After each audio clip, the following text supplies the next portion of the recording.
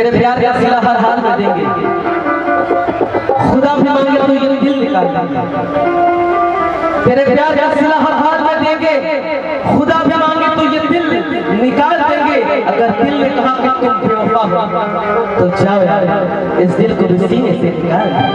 हर शाम सुहानी नहीं होती, हर चाहत के पीछे कोई कहानी नहीं होती, और कुछ तो असर है इस मोहब्बत में, वरना ये गोरी राधा भी सामने शाम के दीवाने नहीं। रूप रुबाई है, रूप रुबाई है, पूर्व जन्म के कमाई है। अरे रूप पर कृष्ण जी लुभा गए, रूप की धार बरछी इतना तेज है, ना जाने रूप के कारण कितना लोग कटा गए। नजरिए गया हो, नजरिए गया हो, नजरिए हो बहुवत, नजरिए सजा हो, नजरिए नजर के नजर से मिलावेला, नजरिए के मारन के बची न पावेला।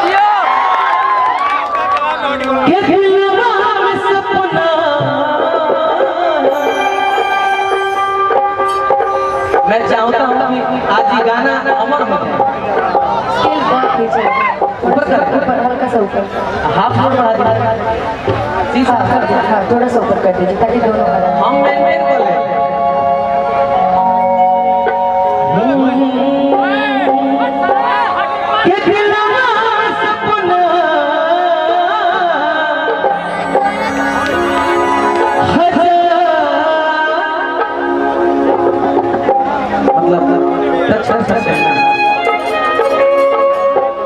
एक कलाकार के नाते, अरे एकदम जरूर, बुरा नहीं माना, नहीं बिल्कुल। और उधर ऊपर से बड़ा चाचा हमारा, चाचा की परमिशन मिल जाओगे अब चाचा, गार्जियन हमें जब हम पापा, जब हमारे पापा जी का होता है तब वहाँ के बजाओ। सही बात, सही बात।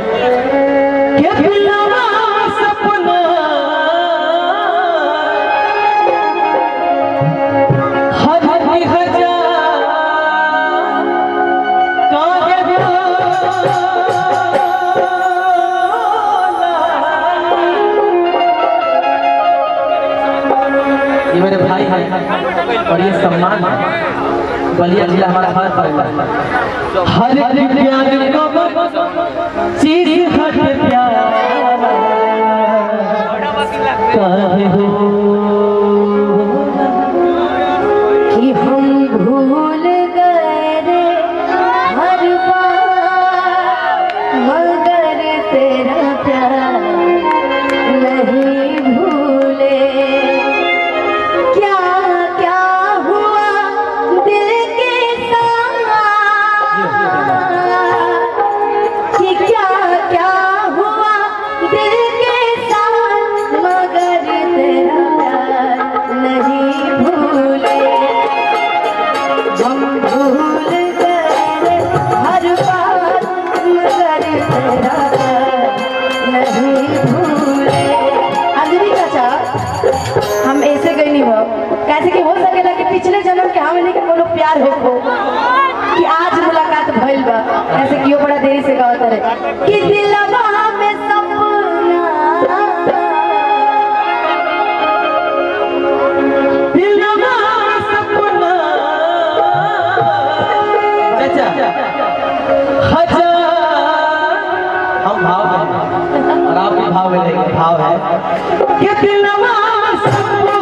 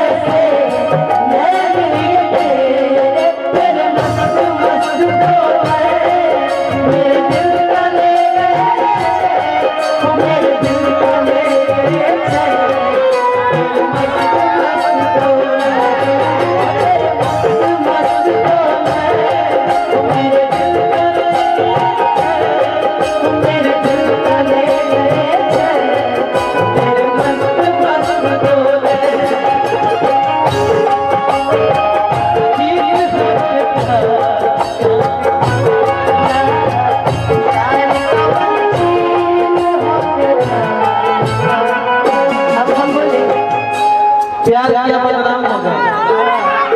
अरे प्यार किया बदनाम हो गए, चर्चे हमारे सरेआम हो गए। प्यार किया बदनाम हो गए, चर्चे हमारे सरेआम हो गए। और जालिम ने दिल उस वक्त तोड़ा जब हम उसके प्रेम के गुलाम हो गए।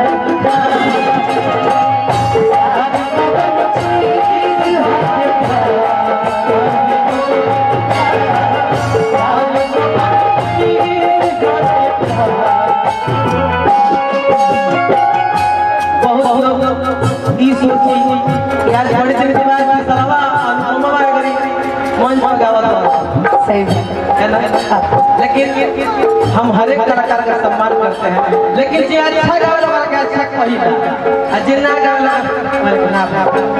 लेकिन आप अच्छा गाते हैं। काहे ना सहाय प्यार की जुदाई एक दिल से जीता सताई देना, जिंदगी में मुश्किल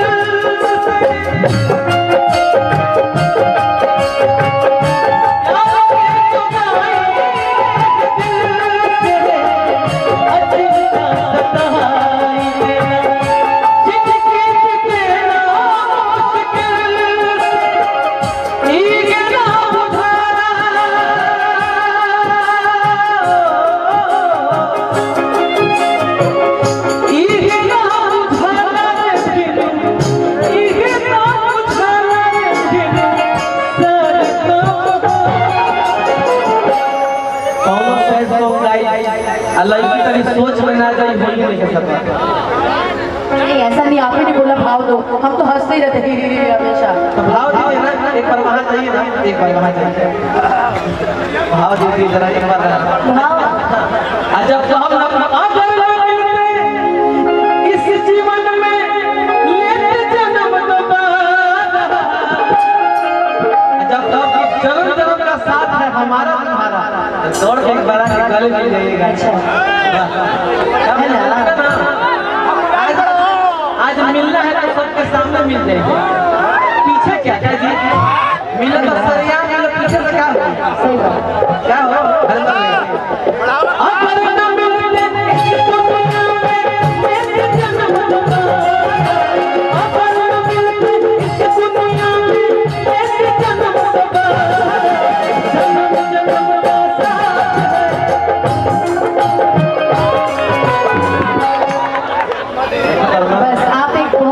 कलाकार है, हमसे उम्दा कलाकार है। अच्छा, हम हमेशा कोशिश यही करते हैं कि आपसे कुछ सीखें, इसलिए अभी हमारी ये जगह नहीं है कि हम आपके गले लग सके, हम आपका आशीर्वाद ही ले सकते हैं। कोई कलाकार कौनो कलाकार ना छोट होला ना बड़ होला, कलाकार का कोनो उम्र ना होला, क्रिकेटर के कोनो उम्र ना होला, जब खेला तब छक्के मारे का भाई जल्दी इहो जरूरी है ना, यो मोट पातर हो छोट होला कि नहीं हो सकता जी, आइए यो पूछ प्यार से मिलिए, दोस्तों से लेकिन मिलिए, कोई दिक्कत नहीं। बस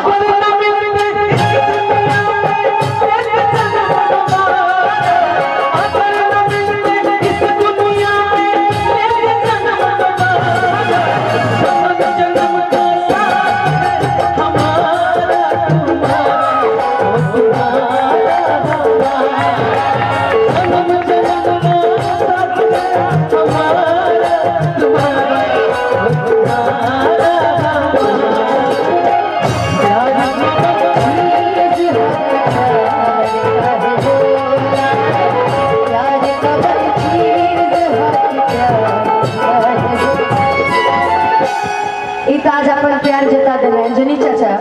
बाकी हम इनकरा से पूछल चाहते हैं कितना साल से कहाँ रहले अंजनी चाचा। ओ हमरा प्यार के बदला में लगा देले